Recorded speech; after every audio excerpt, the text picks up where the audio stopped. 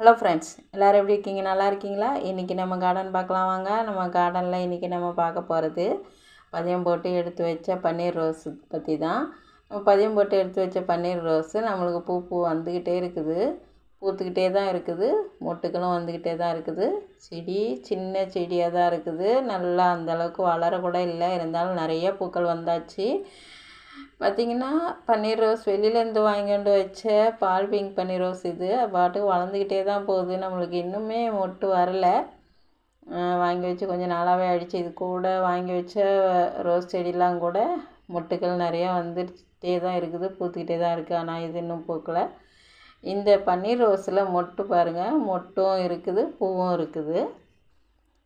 இந்த ரோஸ் நான் எடுத்து வச்சு பதியம் போட்டு வளர்ந்து வர்றதுக்கு முன்னாடி வாங்கி வச்ச அந்த ரோஸும் பன்னீர் ரோஸு எனக்கு இதே போல் தான் ஹைட்டாக வளர்ந்துதாங்க. ரொம்ப நாள் கழித்து தான் மொட்டே வந்தது. மொட்டு பூ பூத்து நான் பூ பறித்தேன்.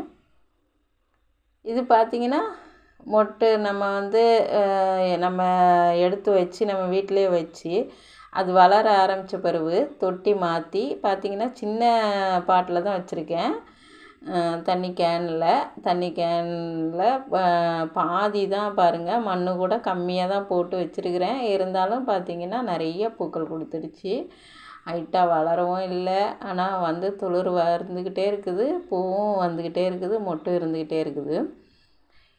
இது எப்படி அப்படின்னு பார்த்திங்கன்னா நம்ம வீட்டிலே நம்ம போட்டு வேறு எந்த உரமும் கொடுக்காம வீட்டு உரமே கொடுத்துட்ருக்கிறதுனால அது நல்லா அதை எடுத்துக்கிட்டு நிறையா வருது. இது நம்ம வெளியிலேருந்து வாங்கின ரோஸு. அவங்க உரம் வேறு கொடுத்துருப்பாங்க. நம்ம வீட்டுக்கு கொண்டாந்து நம்ம வீட்டு உரம் வேறு கொடுக்குறதுனால அது இன்னும் எடுத்துக்கலைன்னு நினைக்கிறேன். அதனால தான் வளர்ந்துக்கிட்டே போது தவிர மொட்டு வச்சு நம்மளுக்கு பூக்கலை. இந்த ரோஸுக்கும் அந்த ரோஸுக்கும் இதுதாங்க வித்தியாசம். உரம் நம்ம மாற்றி அது நம்ம வாங்கிட்டு நம்ம மாற்றி கொடுக்கறதுனால அது அந்தளவுக்கு பளிச்சுன்னு பூக்காமல் அது பாட்டுக்கு வளர்ந்துக்கிட்டே போகுது. ரொம்ப நீட்டமாக வளர்ந்து அதுக்கப்புறம் தான் பூ வைக்கும். இது எப்படின்னு தெரில, இன்னுமே நம்மளுக்கு அது பூ கொடுக்கலை, மொட்டு வைக்கலை, ஹைட்டாக வளர்ந்துக்கிட்டே தான் போகுது அந்த பன்னீர் ரோஸு. இந்த பன்னீர் ரோஸ் நம்ம வீட்டில் எடுத்து வச்சது இவ்வளோ சின்னதுலேயே பார்த்திங்கன்னா அவ்வளோ அழகாக வந்துக்கிட்டே இருக்குது. அப்புறம் இந்த பன்னீர் ரோஸ் நான் எப்படி பதியம் போட்டேன் அப்படிங்கிறத இன்னொரு வீடியோவில் சொல்கிறேன்.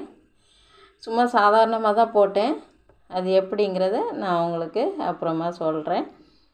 அடுத்த வீடியோவை பாருங்கள், ஸ்கிப் பண்ணாமல் பார்த்தீங்கன்னா உங்களுக்கு தெரியும். இது தாங்க நம்மளோட இன்றைக்கி இந்த வீடியோவில் பார்த்தது. இந்த வீடியோ உங்களுக்கு பிடிச்சிருக்குன்னு நினைக்கிறேன். இந்த வீடியோ பிடிச்சிருந்தா லைக் பண்ணி ஷேர் பண்ணுங்கள், கமெண்ட் பண்ணுங்கள், சப்ஸ்கிரைப் பண்ணிக்கோங்க ஃப்ரெண்ட்ஸ். அப்போ தான் எங்கள் வீடியோ உடனுக்குடன் உங்களுக்கு கிடைக்கும். தேங்க்யூ ஃபார் வாட்சிங். டாட்டா, பாய் பாய்.